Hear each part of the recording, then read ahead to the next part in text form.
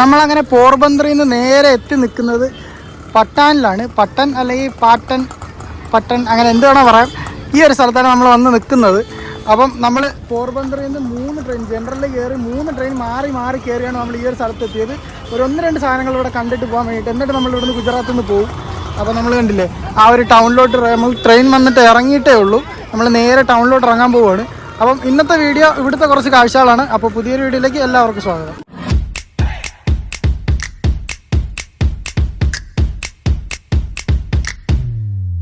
ഇന്ന് ഒടുക്കത്തെ വെയിലോട്ടോ. ഇത്രയും ദിവസം നമ്മൾ ഗുജറാത്തിൽ വന്നതിന് ശേഷം ഇന്നാണ് ഇത്രയും വെയിലുള്ളത്. ഭയങ്കര വെയിൽ. അയ്യോ നല്ല ചൂടെടുക്കും. തൊപ്പി വെച്ചേക്കുന്നതിൻ്റെ കുഴപ്പമില്ല, ഇല്ലെങ്കിൽ തലവേദന എടുത്ത് വട്ടായി കണ്ടോ. നല്ല തിരക്കും കാര്യങ്ങളൊക്കെ ഉണ്ട്. ഇപ്പോൾ ഇവിടോട്ട് ആകെ ഈ ഒരു 1-2 ലിമിറ്റഡ് ട്രെയിൻ മാത്രമേ ഉള്ളൂ. അപ്പോൾ നമ്മൾ ഈ ട്രെയിനിൽ കയറി ഇവിടെ വന്നിറങ്ങിയത് ഇപ്പോൾ 1:30-ക്കാണ്. നമുക്ക് ആദ്യം ഫുഡ് കഴിക്കണം. ഇന്നത്തെ ദിവസം നമ്മളൊന്നും കഴിച്ചിട്ടില്ല. അപ്പോൾ എവിടുന്നെങ്കിലും നമുക്ക് ഫുഡ് ഒന്ന് തപ്പണം. ഫുഡ് കഴിച്ചിട്ട് നമുക്ക് സ്ഥലം കാണാനായിട്ട് പോവാം. എന്ത് കടയോ എന്ത് ഹോട്ടലോ ഒന്നും അറിയാൻ വയ്യ. കാരണം സംഭവം ഹിന്ദിയല്ല, ഫുള്ള് ഗുജറാത്തി എഴുതിയിരിക്കുന്നത്. കണ്ടില്ല പഴയ ഒരു കടയൊക്കെ ഇവിടെ ഫുള്ള് ബോർഡൊക്കെ എഴുതിയിരിക്കുന്നത് ഗുജറാത്തിലാണ്. ഹിന്ദി ആയിരുന്നെങ്കിൽ നമുക്ക് വായിച്ചെടുക്കാമായിരുന്നു. ഇപ്പോൾ ഗുജറാത്തിയാണ് എഴുതിയിരിക്കുന്നത് മൊത്തം. ഇപ്പോൾ ഇവിടെ ഒരു ഹോട്ടൽ കണ്ട്. ഇവിടെ എന്താ കിട്ടുമെന്നൊന്നും അറിയത്തില്ല. നമുക്ക് ഈ ഒരു ഹോട്ടലിൽ കയറിയിട്ട് നമുക്ക് ഫുഡ് കഴിച്ചിട്ട് പോകാം. ഇന്ന് ഇവിടുന്ന് നമ്മുടെ മഞ്ചൂരിയൻ ഫ്രൈഡ് റൈസ് എത്തി. ഇവിടുത്തെ ലിസ്റ്റിൽ ഒരുപാട് സാധനങ്ങളുണ്ടായിരുന്നു. അതിനകത്ത് ഞാൻ പിന്നെ ഇതെടുക്കാമെന്ന് വെച്ച് ഉള്ള മഞ്ചൂരിയൻ ഫ്രൈഡ് റൈസാണ്. ഇതൊക്കെ ഫ്രൈ ഒക്കെ ചെയ്തിട്ടുണ്ട് കേട്ടോ. നമ്മളങ്ങനെ ഇവിടുന്ന് ഫുഡൊക്കെ കഴിച്ചിട്ട് ഇറങ്ങി. വെജ് മഞ്ചൂരിയൻ ആയിരുന്നു. അതൊക്കെ കഴിച്ചിട്ട് നമുക്ക് ഇറങ്ങി. Veg Manchurian fried rice. അപ്പോൾ നമ്മൾ അത് കഴിച്ചിട്ട് നമ്മൾ നേരെ ആദ്യം കാണാൻ പോണത് ഇവിടെ ഒരു പട്ടാൻ ഫോർട്ട് ഉണ്ട്. അപ്പോൾ ആ ഒരു ഫോർട്ടിന് അങ്ങോട്ടാണ് പോണത്. ആ ഒരു ഓട്ടോ എടുത്തിട്ടാണ് നമ്മൾ നേരെ ഇവിടെ എത്തിയത്. നമ്മൾ റാണി കി വാവ് സ്റ്റെപ്പ് വെല്ല് കാണാൻ വേണ്ടിയിട്ടാണ് വന്നത്. സംഭവം എന്ന് വെച്ചാൽ ഭയങ്കര വെയിൽ, ഒട്ടുക്കത്തെ വെയിൽ. നടന്നു കഴിഞ്ഞ് കിണറ്റിലിട്ട് മൂടേണ്ടി വരും തന്നെ.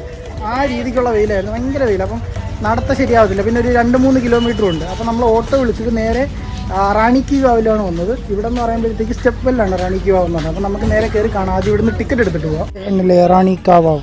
നമ്മൾ ടിക്കറ്റൊക്കെ എടുത്തതുകൊണ്ട് ആ ഒരു ഭാഗത്ത് നമ്മൾ അകത്ത് കയറി. അപ്പോൾ ഇവിടെ മൊത്തം ഒരു വലിയ പാർക്കാണ്. ഇതിൻ്റെ നടുക്ക് എവിടെയോ ആണ് ആ ഒരു സംഭവം എന്നുള്ളത്. നമുക്ക് അങ്ങോട്ട് നടന്നു നോക്കാം. ഇവിടെ ഭയങ്കര വെയിലാണ്. ഇന്നത്തെ ദിവസം ഭയങ്കര വെയിലായിരുന്നു. നമ്മൾ റെയിൽവേ സ്റ്റേഷനിൽ ഇറങ്ങിയപ്പോൾ തൊട്ട് ഭയങ്കര കൊടും വെയിലായിരുന്നു.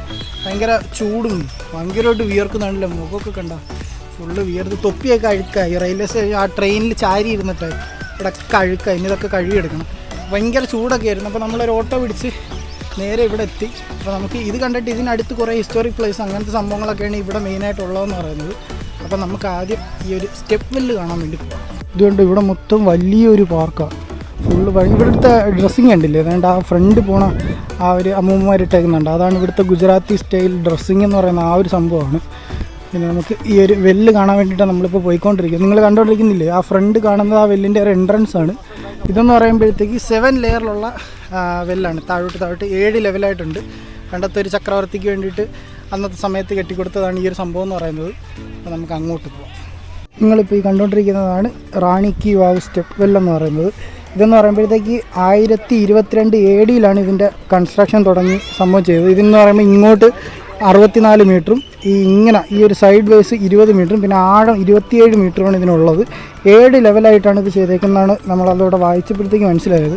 അതുകൊണ്ട് ഒരുപാട് പേര് വന്നിട്ടുണ്ട് ഇത് കാണാൻ വേണ്ടിയിട്ട്. ഇപ്പോൾ ഇച്ചിരി വെയിലൊക്കെ കുറഞ്ഞ് നിൽക്കുന്നുണ്ട്. അപ്പോൾ നമ്മളിപ്പോൾ ഇതിൻ്റെ താഴോട്ട് പോയിക്കൊണ്ടിരിക്കും. ഓരോ ലെവൽ ഇറങ്ങി നമ്മൾ താഴോട്ടാണ് പോയിക്കൊണ്ടിരിക്കുന്നത്. ഒരു സിനിമയിലെ പപ്പു പറയുന്ന കണക്ക് ഒന്ന് അങ്ങോട്ടോ ഇങ്ങോട്ടോ തിരിഞ്ഞു കഴിഞ്ഞാൽ നമ്മുടെ വണ്ടി തവിട് പൊടി. അതുപോലെ എൻ്റെ സ്റ്റെപ്പൊക്കെ കണ്ടോ. ഇതുപോലത്തെ നല്ല ആഴമുള്ള സ്റ്റെപ്പാണ്. ഒന്ന് തട്ടേ ചെയ്ത് കഴിഞ്ഞാൽ നേരെ ഇങ്ങ് കിണറ്റിൻ്റെ അറ്റത്തെത്തും. വേണ്ട ആൾക്കാരെല്ലാം തിരിച്ച് കയറി പോയിക്കൊണ്ടിരിക്കും. ഇവരൊക്കെ നേരത്തെ വന്നവരാന്ന് തോന്നുന്നു.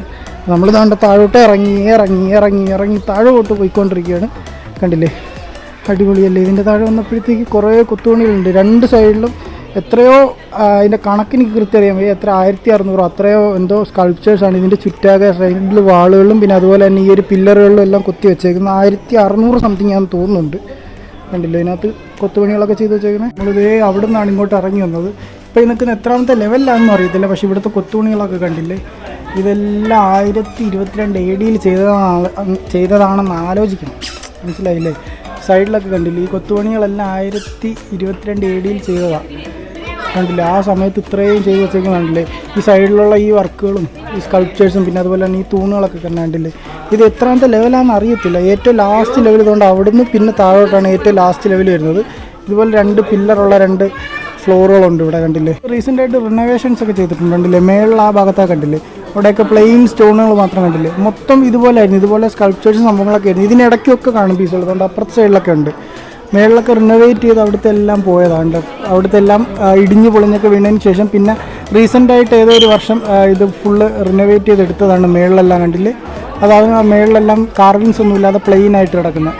പിന്നെ ആ ഭാഗമൊക്കെ ഉണ്ടല്ലോ, അവിടെയൊക്കെ കെട്ടിയെടുത്തതാണ്. ഇത് നശിച്ച് പോയതിന് ശേഷം പിന്നെ റിനോവേറ്റ് ചെയ്തെടുത്ത സംഭവമാണ്. വയസ്സ് കണ്ടില്ലേ നിങ്ങൾ ഈ കണ്ടുകൊണ്ടിരിക്കുന്നത് പറയുമ്പോൾ ഇതിൻ്റെ ഏറ്റവും ലാസ്റ്റ് ലെവലാണ് കണ്ടില്ലേ. ഇവിടെ വരെ നമുക്ക് വരാൻ പറ്റത്തുള്ളൂ. ഇവിടെ ബാരിയറൊക്കെ വെച്ചിട്ടുണ്ട്. ഇതാണ് ഇതിൻ്റെ ലാസ്റ്റ് ലെവൽ എന്ന് പറയുന്നത്. മേലോട്ട് ഞാൻ കാണിച്ചു തരാം. കണ്ടോ എന്തോരോ പൊക്കത്തൊട്ട് നോക്കി. നമ്മൾ ഇത്രയും ഹൈറ്റ് താഴ്ന്നിറങ്ങിയിട്ടാണ് വന്നത്. ഇതാണ് ഏറ്റവും ബെഡ് ലെവൽ എന്ന് പറയുന്നത്, ഏറ്റവും ലാസ്റ്റ് ലെവൽ എന്ന് പറയുന്നത് ഈ ഒരു സംഭവം. കണ്ടോ കൊത്തുപണികളൊക്കെ തന്നെ കണ്ടില്ലേ. ഇത് എന്ന് ചെയ്താന്ന് ആലോചിക്കണം. അത്രയും വർഷം പഴക്കമുള്ള സംഭവങ്ങളതെല്ലാം. ഇങ്ങോട്ട് ഇറങ്ങി വരാനായിട്ട് നല്ല സുഖമായിരുന്നു. ഈ ബാഗൊക്കെ ചുമന്ന് ഒറ്റയടിക്ക് ചാടി ഇറങ്ങി ഇങ്ങ് വന്ന് തിരിച്ച് കയറാനാണ് ഇതിൻ്റെ ഇതിൻ്റെ സ്റ്റെപ്പിൻ്റെ ഒക്കെ വീതി കണ്ടില്ലേ, പൊക്കമൊക്കെ കണ്ടില്ലേ, ഇത്രയും പൊക്കമുണ്ട്. അയ്യോ ഈ ബാഗും ചുമന്ന് മുകളിലെത്തുമ്പോഴത്തേക്ക് ഒരു കുപ്പി വെള്ളം തീരും. അയ്യോ ഇങ്ങോട്ട് ഇറങ്ങി വന്നപ്പോഴത്തേക്ക് നല്ല സുഖമായിരുന്നു. ഇറങ്ങിയപ്പോൾ അറിഞ്ഞില്ല തിരിച്ച് കയറുമ്പോൾ ഇത്രയും കഷ്ടപ്പാട് കാണുമെന്ന്. എൻ്റെ ശരിക്കും ആളാണ്ടില്ലേ. നമ്മൾ ഏറ്റവും ലാസ്റ്റ് ലെവൽ വരെ പോയായിരുന്നു.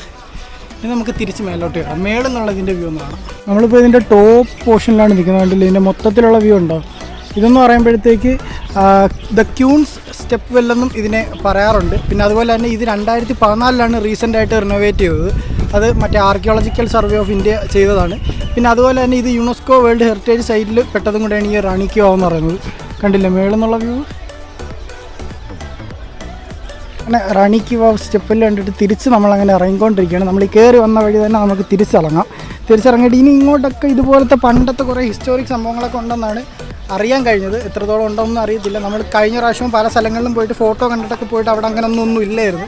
അപ്പോൾ ഇനി എന്തുണ്ടോ നമുക്ക് ചെക്ക് ചെയ്ത് നോക്കാം. ചുറ്റാകെ എന്തെങ്കിലും ഉണ്ടെങ്കിൽ നമുക്ക് അങ്ങോട്ടൊക്കെ പോവാം. ബൈ.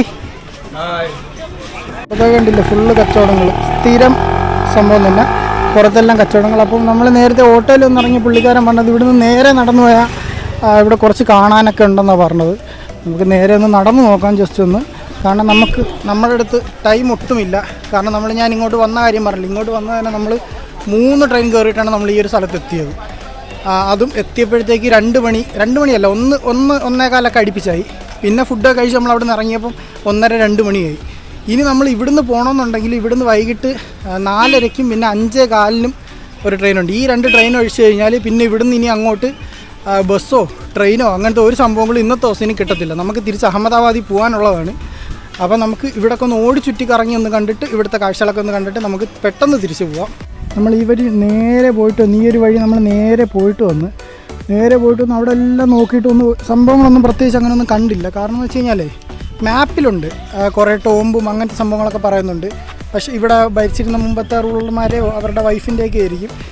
ടോമ്പുകളുണ്ട്, പക്ഷേ അങ്ങോട്ടെല്ലാം കാട് പിടിച്ച് കിടക്കും. കണ്ടില്ല ഇതേപോലെ ഫുള്ള് കാട് കയറി കിടക്കും അങ്ങോട്ടെല്ലാം. വഴി ജസ്റ്റ് ആൾക്കാർ നടന്നു പോയിട്ട് വെട്ടിത്തെളിച്ച് വെച്ചേക്കുന്ന വഴി മാത്രമേ ഉള്ളൂ, അല്ലാതെ റിനോവേറ്റഡോ അങ്ങനെയൊന്നുമല്ല. അങ്ങനത്തെ ഒരു നമ്മൾ തന്നെയൊരു ഗുജറാത്തി ഗ്രാമത്തിൽ കൂടെ ഇപ്പം നടന്നു പോയിക്കൊണ്ടിരിക്കുന്നത്. ഇവിടെ ഈ ഒരു റാണി കി വാവാണ് ഏറ്റവും മെയിനായിട്ടുള്ളത്. പിന്നെ നമ്മൾ ഇന്നലെ പോയ മറ്റേ തീൻ ദർവാസ ഇല്ലേ, ഇന്നലെ ആയിരുന്നു മെനങ്ങ എന്താണെന്ന് ഓർമ്മയില്ല, തീൻ ദർവാസ ഇല്ലേ, അതുപോലത്തെ ഇവിടെയും കുറേ ദർവാസകളുണ്ട്.